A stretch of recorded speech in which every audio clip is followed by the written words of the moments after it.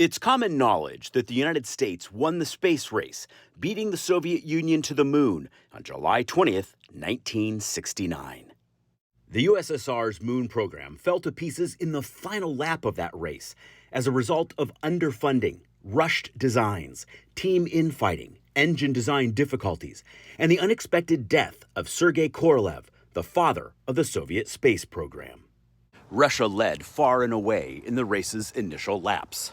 Soviet firsts include the first artificial satellite, the first animal in space, the first human in space, the first woman in space, the first spacewalk, and the first uncrewed spacecraft on the moon.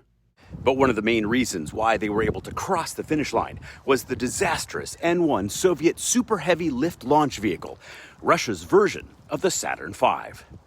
The Saturn V, which was used for each of the Apollo missions, had 3 stages. The N-1 was a 5-stage vehicle.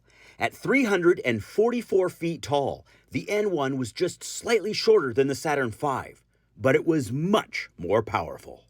Fully loaded and fueled, the N-1 weighed more than 6 million pounds, an astonishing 2,750 tons. The vehicle's spherical fuel tanks necessitated a flared, triangular-shaped first stage 56 feet wide. 30 engines were arranged in 2 rings at its base. These rockets produced 10.2 million pounds of thrust.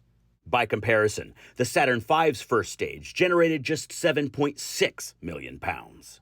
That said, SpaceX's Starship, which had its first test launch on April 20th, 2023, is even more powerful, 16 million pounds, which explains the vast amount of damage that launch did to the launch pad and the surrounding area. And on a brief side note, tomorrow, Saturday, November 18th, they're going to try it again. There were 4 N-1 launch attempts. The first test flight occurred on February 21st, 1969. A few seconds into flight, the rocket exploded, killing nearly 100 people on the ground below. Debris was found as far as 32 miles from the launch pad. The second flight took place on July 3rd, 1969. As soon as the rocket cleared the tower, all but one of the engines shut off and the vehicle toppled over. Several thousand pounds of propellant ignited, causing one of the largest non-nuclear blasts the world has ever seen.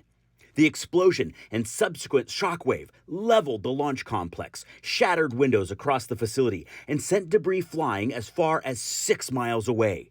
Half an hour after the explosion, unburnt fuel was still raining down from the sky. Amazingly, 85% of the fuel on board did not ignite. Things could have been much, much worse.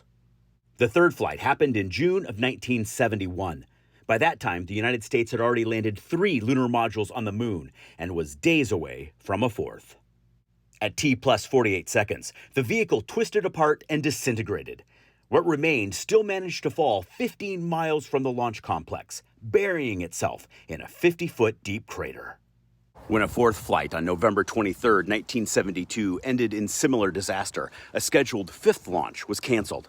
The N-1 program was shut down in May of 1974, and the rocket's failures were kept as state secrets until the fall of the Soviet Union in the early 1990s. Stay curious, my friends.